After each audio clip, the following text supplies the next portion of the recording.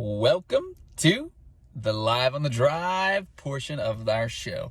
Every day we have the opportunity to labor on the road and on the path to doing great things. We like to think of great things.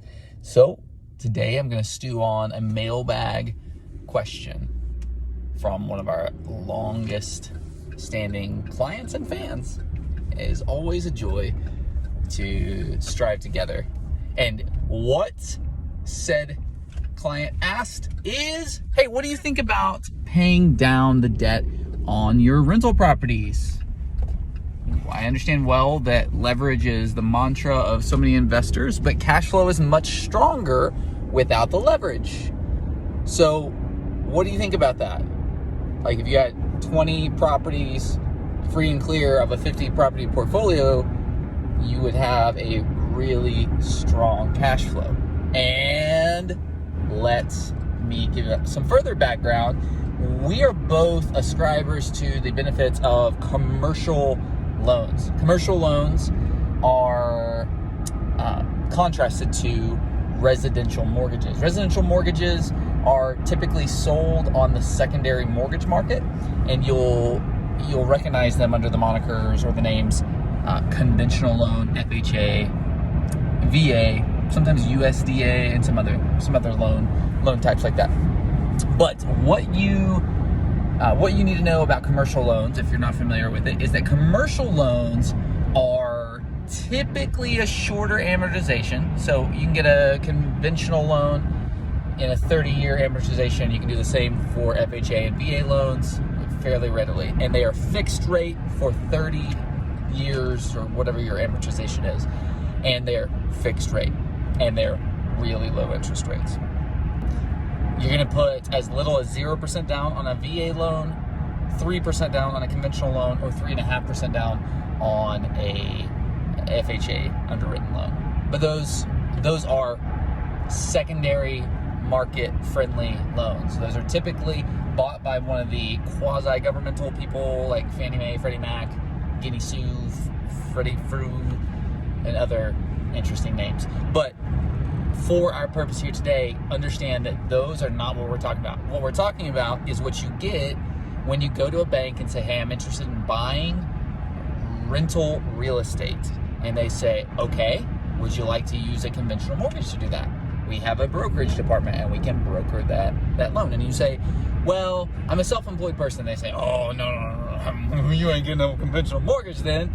Let's send you over to our commercial banking department. And the commercial banking department of these banks exists to deploy the capital of the bank into profitable ventures. And so that's commerce. That's why commercial banking is a thing. And that commerce can be a local restaurant. It could be multifamily real estate. It could be flipping a house. It's whatever the bank deems as a worthy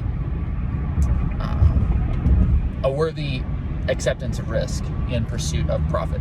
And so that's the commercial banking department. Now, commercial loans can be amortized as long as 30 years. There are some credit unions here that are kind of banks and kind of not, that do 30-year amortizations. There are some small banks that are not credit unions that every once in a while will do 30-year amortizations, but most like to stay in the 25, 20, or 15-year amortization, that world.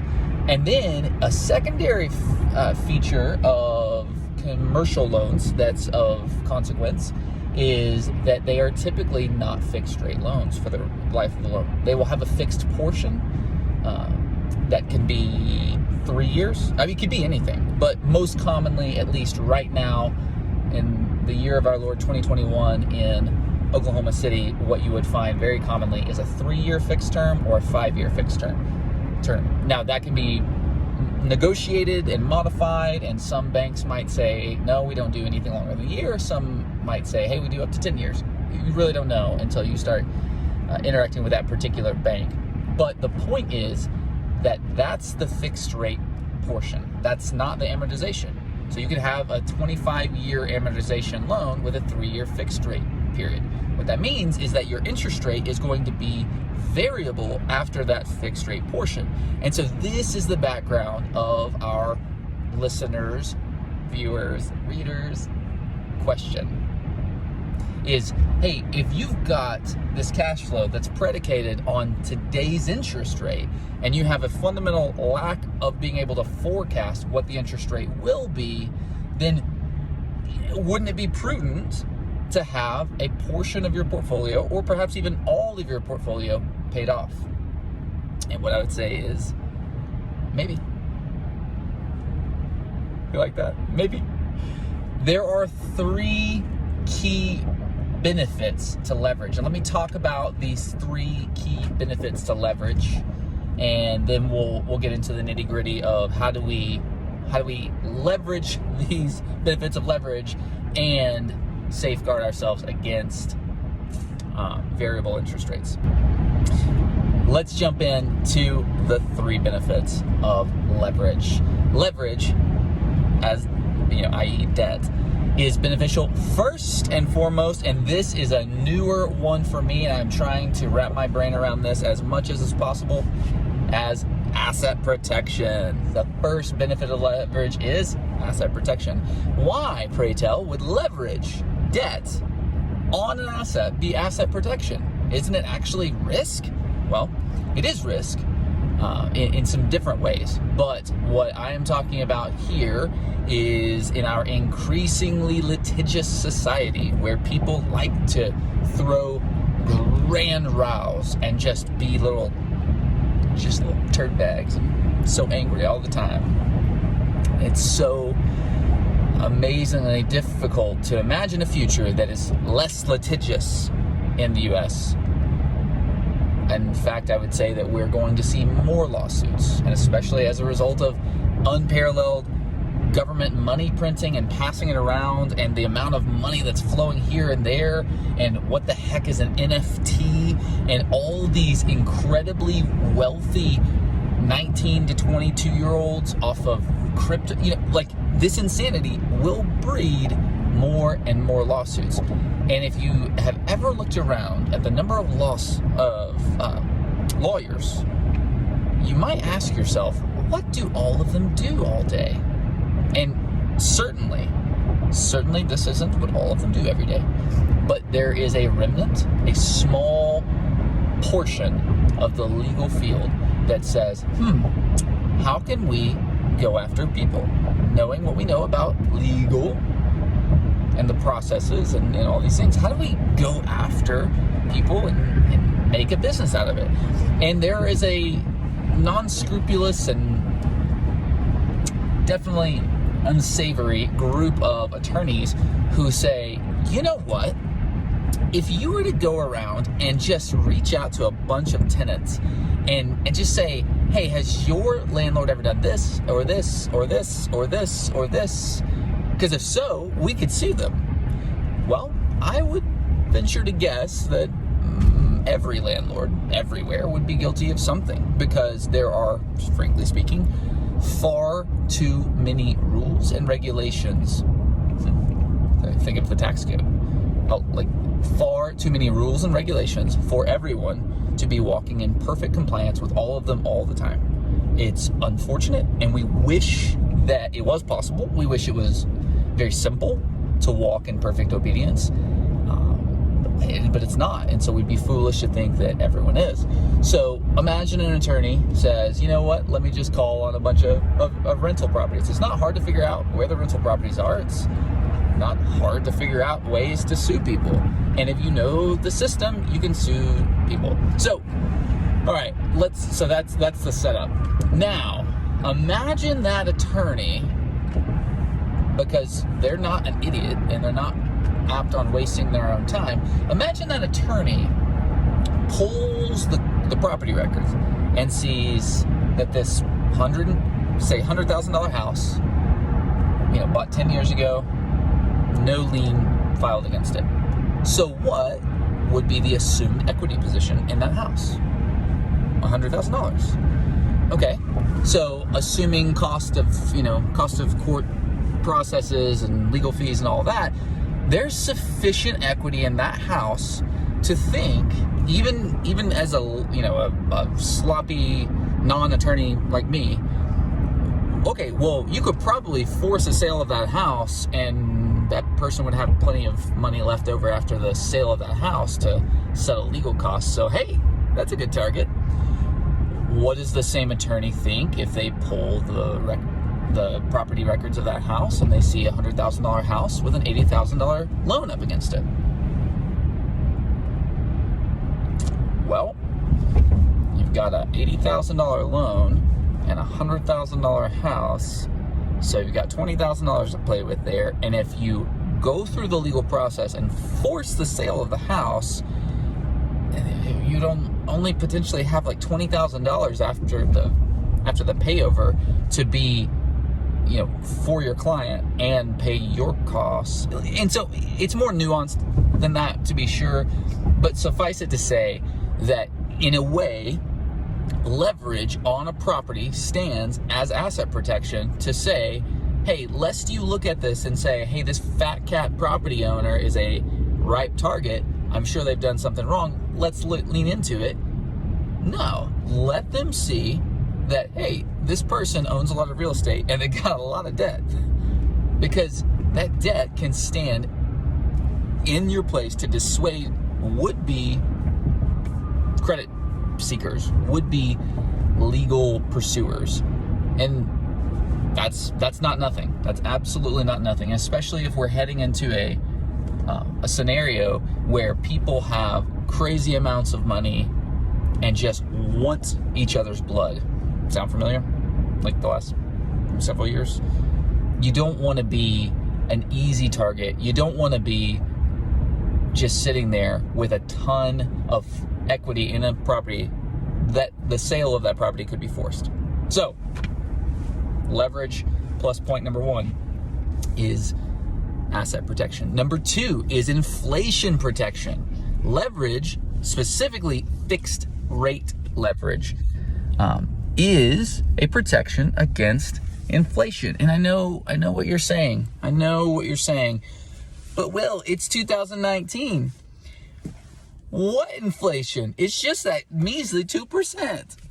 Wait, no, that's not you. Because you live in 2021 and you have watched the government print trillions of dollars and put it into our money supply. And you have seen Peter Wang's chart on the bank account balances for non-checking accounts. You've seen that chart, haven't you? If not, I'll link to it below. It's insane. It is insane, because what we're talking about is not the money supply, it's what's happened to the account balances in people's checking accounts. And so when you look at people's checking accounts since COVID, it's gone through the roof.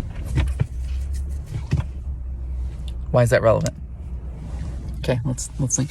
Because when you have more money and you have a fixed amount of supply, or like a decreasing amount of supply, you have more money trying to buy the same supply, which is why vehicles have gone up, it's why houses have gone up, it's why assets have gone up, it's why everything in the world except gold has gone up.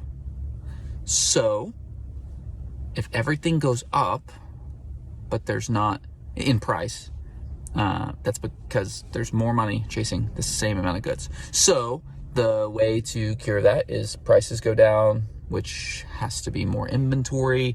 Inventory is slow to come back online, especially in things like houses.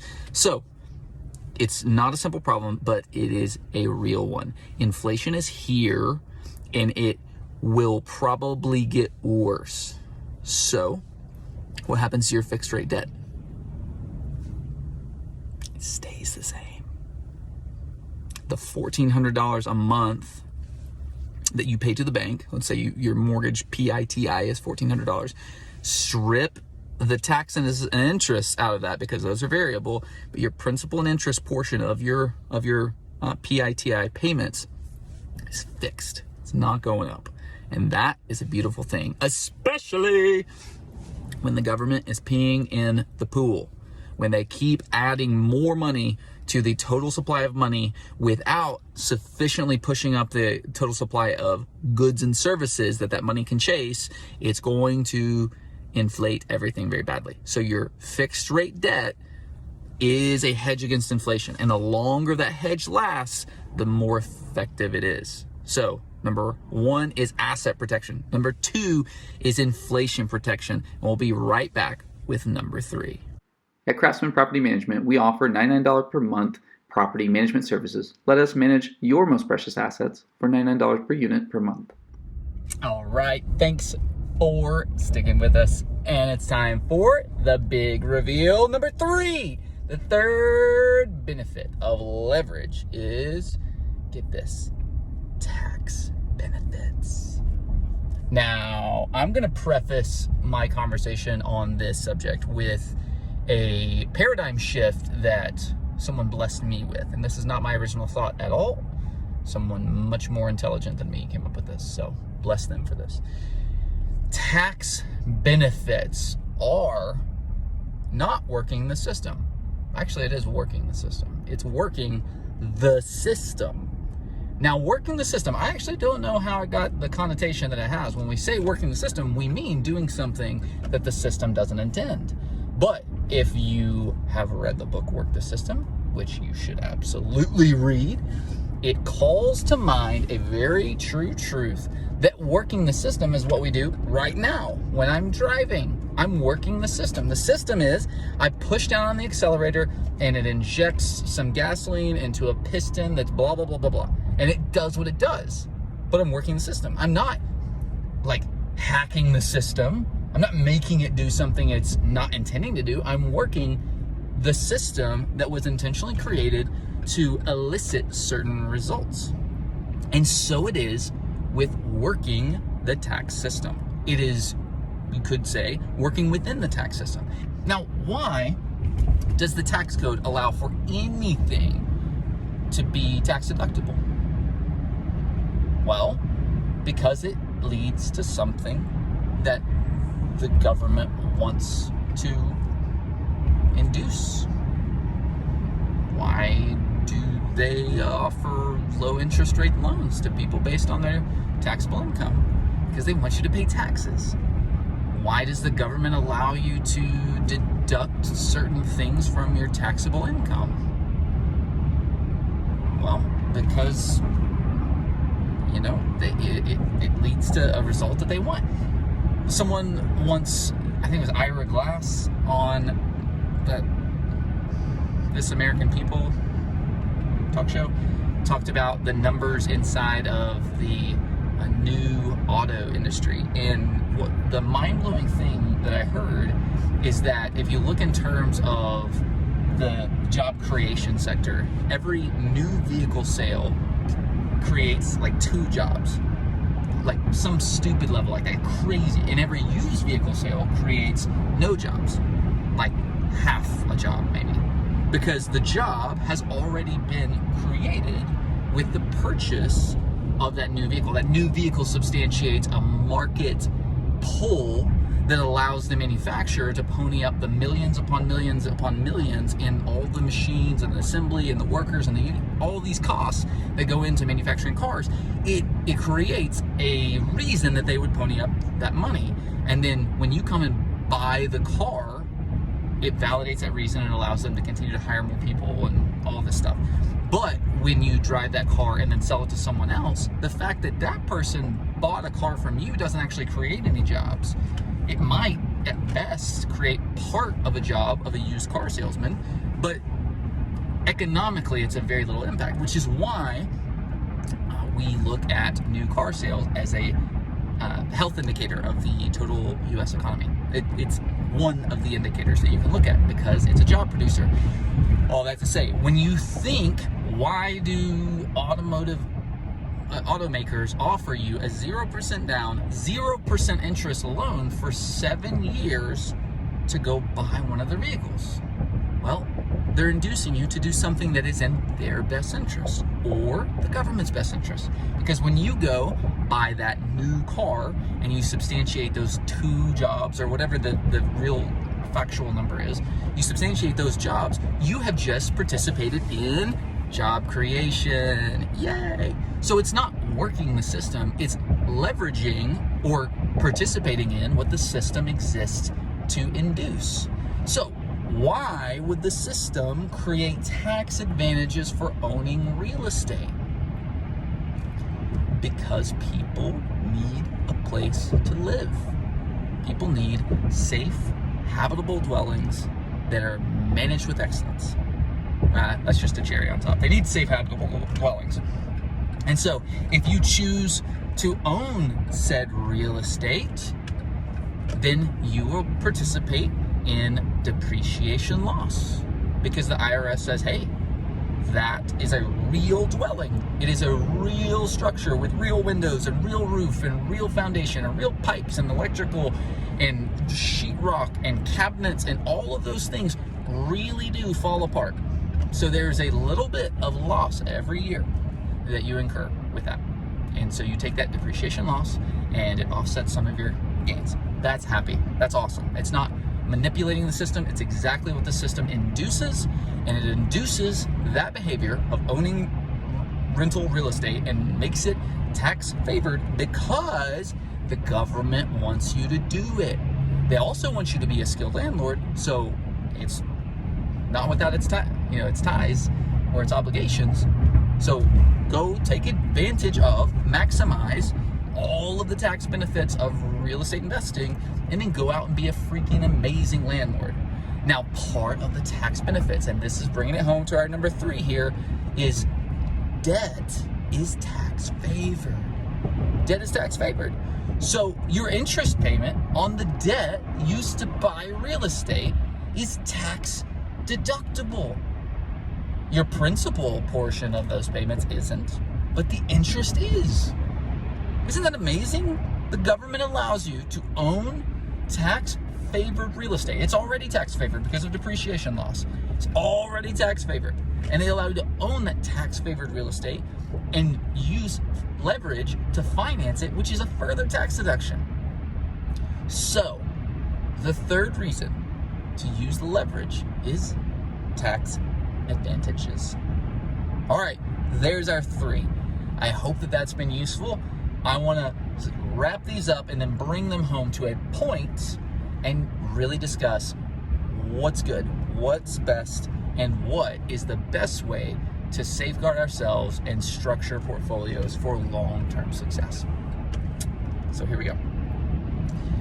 When you're looking at leverage, one of the chief benefits that leverage gives you is stability over the long haul. You can't control your tax rate. You can't control the cost of insurance.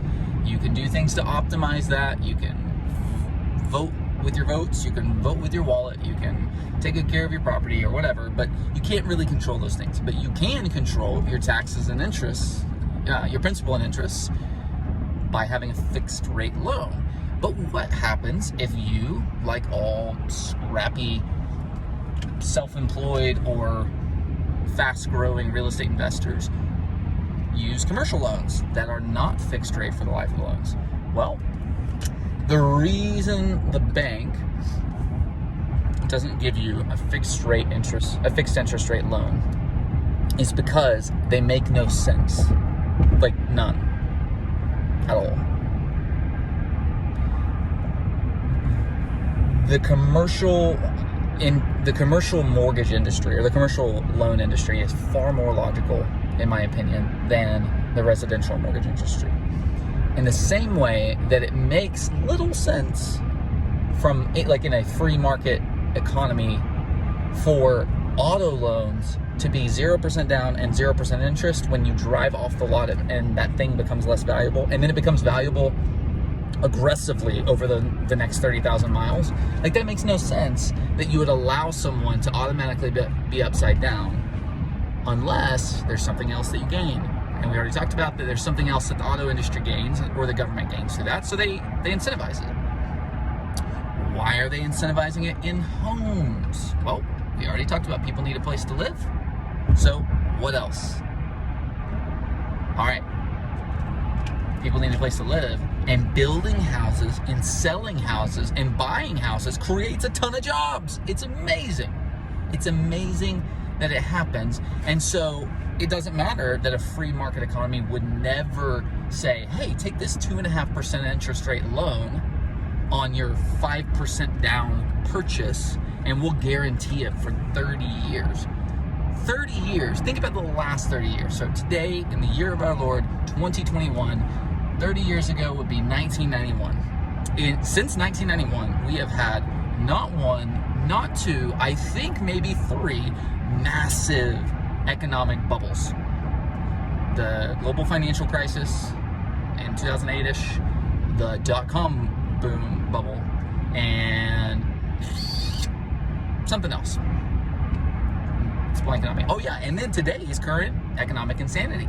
So in light of those, would it make sense for anyone to say, hey, you know that thing that the IRS acknowledges incurs loss every year such that you could take the depreciation loss as an investor? Would it make sense for somebody to say, hey, that thing, you just put 5% down, and then even though it degrades a little bit every single year that you own it, and most homeowners don't know anything because we don't educate our homeowners to know anything, you just take that and we'll guarantee the rate below the real rate of inflation for 3 decades. No, that's not something the open market would do. So the government does it, and that's what it is. So all this, I'm gonna bring this home and tie this up with a bow. So how do we take our holdings and structure them in a way that both allows us to grow aggressively, participate in the benefits of real estate investment over the long haul, the tax favor, the appreciation, the cash flow, those things, and give us the benefits of leverage that we've discussed today? I think that the best solution that I personally know of is what I am experimenting with right now, which is a class of portfolio loans, you could call them, a class of commercial loans that are typically 75% loan to value. They're fixed rate for 30 years. You can do cash out provisions. You can do cash out refinances. You can do purchases at 80% loan to value. You can do purchases at 80. You can do purchases at 80% loan to value, and they're fixed rate at like really good rates. The trade-off is you pay a lot up front. So like 30% origination for a 4% interest rate is what I'm looking at right now across some of our refinances. So why does that happen? My guess is they're all being sold to hedge funds or REITs or someone that needs to package together something that has a 4% rate of return collateralized against real estate. And the brokers in the middle they're making 3%. And 3%, as far as origination fees go, is a hefty origination fee. But 3% in exchange for 30 years of fixed rate debt that will go to an LLC, that's a small price to pay. And so I think I've seen these things pop up all across the US over the last 2 years, and increasingly so with all the economic insanity of 2021. And I think the reason is it must be a collateralization play with some sort of major hedge funds, because it's a 4% rate of return, which is not great, but collateralized against real estate, which if it's underwritten properly and if it's serviced well, it's truly low risk. And I think that ironically, if you're dealing with landlords that own several properties, they are more likely to be skilled executors of those assets than mom and pop that own 2 houses. That's not a hard and fast rule, but it's definitely a trend worth noting. So all this to say, what I would say gives you the best opportunity to participate in all of the benefits of real estate investing and all of the benefits of leverage is to build a portfolio of homes that give you cash flow, that are balanced by homes that are high value, to let them pay down as they do over time, because the longer your fixed rate debt stays in play, the more it's a hedge against inflation. And then as the market cycles upward, you capture those higher appraisal values and you refinance, and you do a cash out refinance. And then that cash, I mean, ideally this always happens in cohesive lockstep with increases in rental rates, because that typically will follow. We've seen that especially in 2021. And so as long as those are a thing, as long as your rents are going up and your values are going up and the interest rates are stupid low, then you've got a winning proposition. If any of those get out of whack, then you're talking, well, it may be a win and it may not be. But for right now, in the year of our Lord 2021, what we've got is really low interest rates, really high property values, and rents, at least in our market and all the other markets in the US that aren't dying, have gone up about the same as the property values. So that's unique, especially for our market, because those property values typically go up faster than the rent values. Property values go up at 2 to 3% per year, and rent values go up 1 to 1.5%. So it's been nice from a property owner and a landlord standpoint to have those rent values go up. But all that to say, check out our next video on the perfect portfolio construction.